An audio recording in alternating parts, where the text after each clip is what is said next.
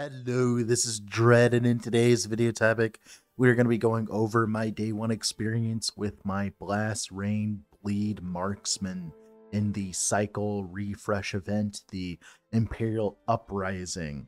So, my first day was pretty normal for the most part. We got to 10 Harbingers pretty quickly, and then I had to take a break after that, and now I woke up, and now we're recording this video.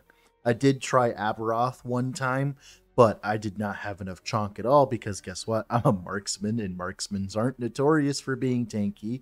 So I need to put in a little bit more effort to get a little bit tankier as a marksman. But my monolith clearing experience has been wonderful, and that is because of how this build functions. So the idea here is we're utilizing Blast Rain, and in its current configuration, I'm making it shoot 6 projectiles in the air, and then they come down, and then they explode. And then those explosions can also, all 6 of them can shoot out a detonating arrow. Now, detonating arrow then has about a 1 in 8 chance to explode, which then is another hit. And then that explode also gives you tendrils, which also is another hit. And that plus the chance to apply spark charge on hit with the explosive trap or the blast rain means that we are getting an absurd amount of hits very quickly. And we decided, like, hey, why don't we just double dip? Normally, as a marksman, you just run something like, smoke bomb or something for more defense.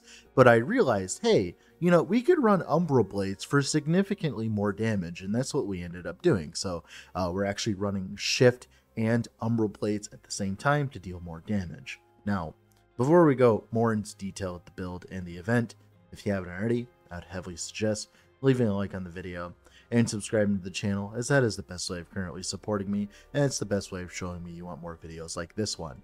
Now let's continue here. So now that we recapped the build, let's talk about the event a little bit. So the idea is, in monoliths, there's these undead enemies that are in packs, and you kill them, and the rare, it drops a decent amount of loot. It has given me a very large amount of Runes of Ascendance and Glyphs of Despair. Like, the loot is just dropping all the time from them. And it's kind of interesting. They're kind of new. They're old enemies with new effects. Like, for instance, there's a few of them. Like, for instance, there's a Transfusion Casket, which is a blood golem, but very big and large, and it does a very large amount of damage. Now, to give you an idea, I am playing at 300 corruption right now because I just got to my 10th Harbinger, and I have 3.2k HP. At this point, this is an acceptable amount of HP to be at this point. Most things don't one-tap me. Most of the bosses don't one-tap me, including the Harbingers. But guess what? Transfusion Casket earlier just hit me for 6k in the death screen. Yeah, you heard that right. 3k and 3k overkill. That means and this was not a crit either. There was no mods on the mono. They just simply hit me for 6k. Transfusion caskets are absolutely disgusting. So what's doing all the damage is it's doing this little like earthquake aftershock that hits you from under the ground. That and the orb can hit you for a very large amount of damage. All the other monsters are very tame in comparison to him. They're very tanky though. They have lots of HP, so if your build is struggling and killing them and that point of progression, don't feel bad. Everyone's having that right now. They are very, very, very tanky right now, but specifically out of all of them, the transfusion caskets are the most scary ones for sure, right? Most scary ones. Now, other things that were added this patch, we have loot lizards added into the core game. The idea is they're just these little loot goblins that go around, running around, and then they drop stuff when you kill them. You can actually see them and look at their glow to see like what kind of stuff they drop, whether it be uniques and shards, or exalted items, or gold, or whatever. And they're okay. They don't drop that much loot, to be honest with you, but there's a lot of them.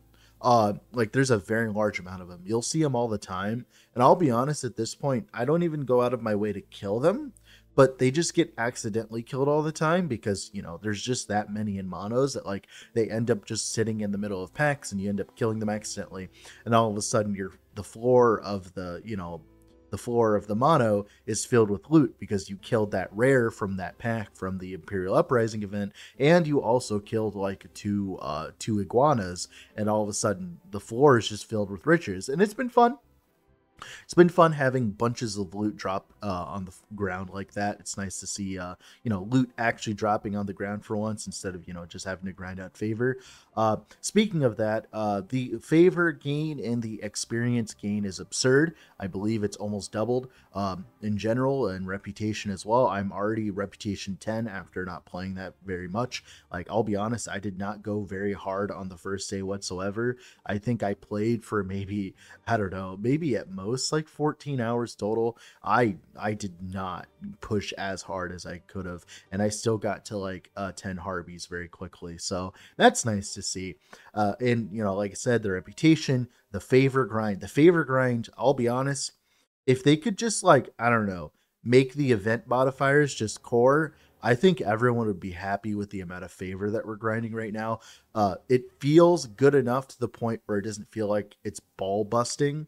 So I think that should just change. It's going to be very sad in a month when those event modifiers leave, and then all of a sudden all of our favor gain and all that is halved. Hopefully they listen to reason and realize that nobody wants to spend forever farming favor, as it's probably one of the most annoying things to do in Last Epoch right now, especially if you're like me and you play a very large amount of builds and you need a very large amount of gear. It's just a lot of play time to get all that set up and properly, because remember, whenever I'm slamming stuff, I need to go slam like 5 things in a row so I get exactly what I want and stuff. So like every single build I do is at least like 20 Jurla slams, 20 things bought from the auction house, multiple things from exalted things. And like I play a build like every other day at this point, or like every 2 to 3 days. That is an absurd amount of favor I have to grind every single day just to be able to keep up with the demand. And of course, this is great for all the,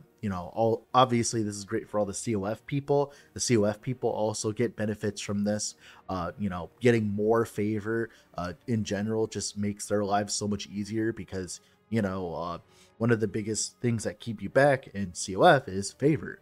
And it's one of the biggest reasons why I don't play COF right now, is because to keep up with the demand of gear that my builds require while also playing COF, I would have to literally do like very long hours of playtime, and it's just not something I'm interested in right now. As don't get me wrong, I love this game, but I also want to see my wife every so often. I want to get out of the basement, so I pretty much play MG so that I have time for other things other than playing Last Epoch. It would be a wonderful world if I could just spend all day playing Last Epoch, but still. But yeah, overall, I think the patch has been a success, unironically. To reiterate something I was talking about a few weeks ago when we were talking about the cycle refresh announcement and stuff like that, a lot of people, rightly so, pointed out that I was being overtly negative about the post. And the main reasoning I was overtly negative, I was like, hey guys, doing a whole cycle refresh without actual balanced content, balance changes, stuff like that, or maybe new uniques or stuff like that. Because I think what the problem is right now is when people think about Last Epoch, they think about builds and characters, because that's the most entertaining thing. Don't get me wrong, the monolith system is fine, but nobody loads up Last Epoch. It's like, oh my god, I'm going to go do another monolith echo. No, they're loading up Last Epoch to play another build. Right? I was like, hey, I want to try this today. I want to try Swipe today. I want to try Summon Wolf today. It looks cool. And when you don't have any incentive to do so, it means that less people want to log in. So, and of course, sadly, I was kind of right. So if we look at the Steam charts and stuff like that, it's gone from, I think 1.0 was, of course, you should not compare the game's numbers to 1.0, by the way, just to let you know about that. But it was like 210K, and then 1.1 was 70K, which was a very good amount for just a extra patch. like 1.1, like that was great. But then with the cycle refresh, it's like maybe 10k. If there was like actual balance changes and actual like content, quote unquote, right? I'm sure that would have easily have hit like 20k if they're like, hey, we're adding like these 5 uniques to the pool, etc. Right? They like make a really cool Forge Guard build function. I think a lot more people would have logged in general, and that's why everyone's kind of viewing the patch kind of stalely. Of course, what I do like, I will be positive, very positive here. I love the little additions they've been adding of late. So, like, for instance, the Loot Lizards and the Imperial Uprising, like, they should just keep the Imperial Uprising mobs in the game. Of course, limit their spawn frequency and stuff like that, but they should just be like a league type that just shows up every so often randomly. That'd be great, dude. Like, more content's best content. Like, I know people chide on like Path of Exile for being bloated or whatever, but I think having more content right now would serve EHG better, because I've always said this, and a lot of other people have always said this as well. Last Epoch is a game where I have a bunch of Barbies that I get to dress up and have fun with and pretend play with, but I have no Barbie dream house, like there's no thing to play with the Barbies with, right? And they've been slowly fixing this. The Loot Lizards is a good addition. The Nemesis is a good addition. The Imperial Uprising mobs are a good addition. The chests are a good addition. They're slowly making it so whenever I walk into a mono, there's actual like loot and actual things to do inside said monolith, instead of it always just being a rush to the objective. And I highly appreciate that. It makes gameplay not as stale, and I'm very thankful for that. And if they continue down this line where they add a bunch of small stuff every patch like this, I think they're going to go a great way into making the game into something that everyone's going to love. So I think that's going to be it for this video. I'll do an in-depth build guide explanation when we finish the build entirely. I'm not entirely sure if I'll do one. I don't know how I feel about this build. I like it, but I'm not entirely sure how much I like it. But yeah, let's go do something else, shall we? Talk to you guys later.